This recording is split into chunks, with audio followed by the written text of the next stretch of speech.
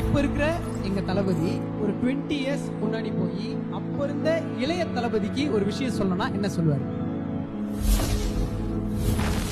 நீ இப்ப வாழ்ந்துட்டு இருக்கிற வாழ்க்கையை திருப்பி கேட்டேன்.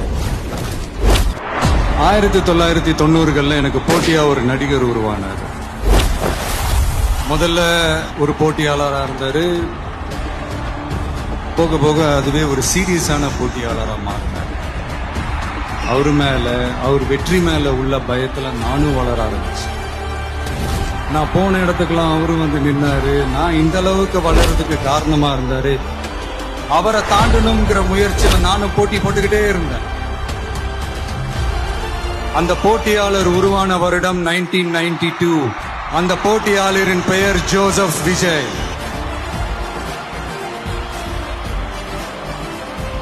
தளபதிக்கு அர்த்தம் தெரியும்ல, இந்த மன்னருக்கு கீழே அவங்க இருப்பாங்க.